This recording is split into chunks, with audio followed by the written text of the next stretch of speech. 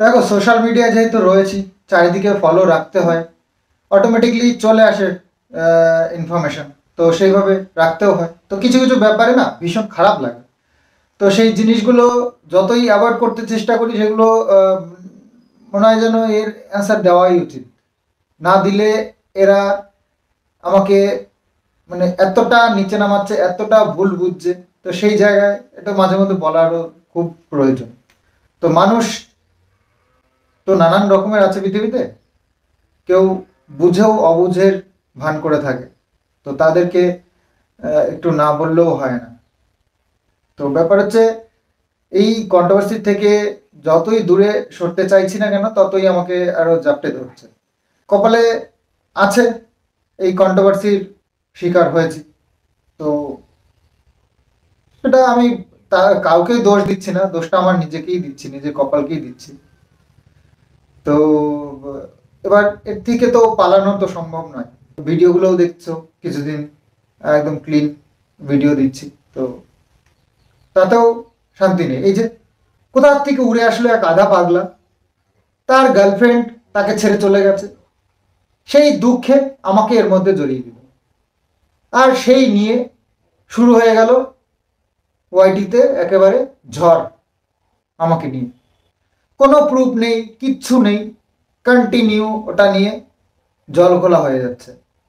আর কন্ট্রোভার্সির শিকার হচ্ছি আমি।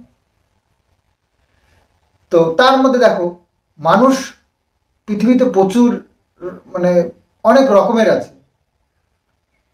যেমনি ভালো মানুষের সাপোর্টেও আছে, তেমনি বাজে মানুষদেরও সাপোর্টে প্রচুর মানুষ আছে। তো কার কি মেন্টালিটি তো বলা যাবে না।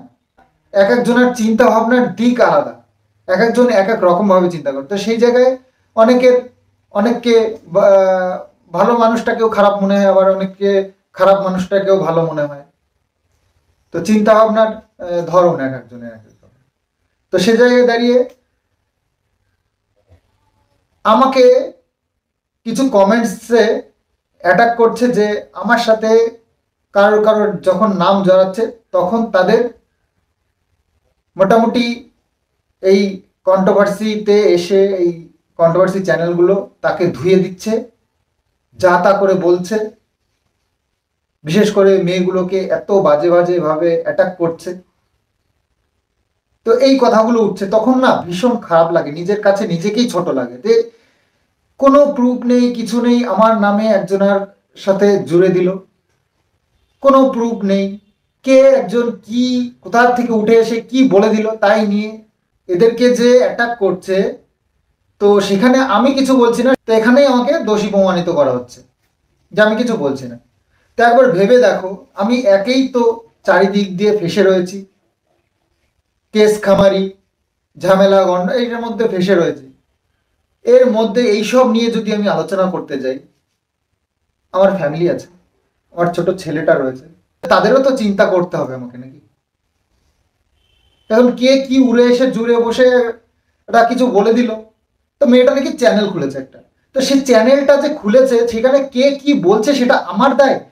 আর ইউটিউবটা এমনই একটা জায়গা, যে কেউ যখন তখন চ্যানেল খুলে যার তার ক্রিয়েটিভিটি দেখাতে পারে, তার কন্টেন্ট দিয়ে সে যে কোনো কন্টেন্ট এনে সে এখানে নিজেকে গ্রো করতে পারে, ইনকামের জায়গা করে নিতে পারে। তো সেখানে আমি কে? আমি ছোট্ট একটা ক্রিয়েটার, যে আমার কন্টেন্টটাকে আমি সবার সামনে তুলে ধরি, আমার লাইফস্টাইলটাকে তুলে ধরি। তো সবার সমান অধিকার আছে এখানে ইনকাম করার বা তার ক্রিয়েটিভিটি দেখানোর জন্য। তোমরা বলছো স্টেপ নিচ্ছ না কেন, আমাকে এটা বলছো ওটা বলছে, আমার নাম ধরছে, যা তা একটু বললেই যদি স্টেপ নেওয়া যেত না, তাহলে ইউটিউবে এই নোংরামিটা চলতো না, অনেক আগেই বন্ধ হয়ে যেত। অত সহজে কাউকে কিছু করা যায় না। আমার নাম নিল কে, তার জন্য তাকে কেস করে দেবো, তাকে স্ট্রাইক দিয়ে দেবো, হয় না সেটা। তো যাই হোক, এই কথাগুলো না বললেই হচ্ছিল না। কিছু মানুষ আমাকে এত দোষারোপ করছিল যে দেখুন, আমাকে আমার সঙ্গে কাকে জড়ানো হচ্ছে সেটাও আমার আমার দায় নয়। আর তার জন্য আমাকে সোশ্যাল মিডিয়ায় এসে বড় বড় মুখ করে বলতে হবে, আমি বলেছি, দুটো ভিডিওতে আমি বলেওছি, কিন্তু তবে কন্টিনিউ তাকে নিয়ে বলবো সেটা কিন্তু সম্ভব নয়, একদমই সম্ভব নয়। আমার কন্টেন্ট কন্ট্রোভার্সি নয়, আমার লাইফস্টাইল। তো সেখানে আমার যেখানে প্রবলেম হবে সেখানে আমি বলবো, এটুকুই। কাউকে নিয়ে আমি বেশি বলতে পারবো না। আর যদি সত্যিই বেশি কিছু শুনতে হয়, সে মেয়েটাও নাকি চ্যানেল খুলেছে, হ্যাঁ আমিও দেখেছি কয়েকটা ভিডিও, তোমরা যেতে পারো সেখানে গিয়ে দেখো। সে যদি বলে বলবে, আমি বলতে পারবো না, কারণ আমি চারিদিক দিয়ে ফেসে রয়েছে, আমি এই সম্বন্ধে কথাই বলবো না।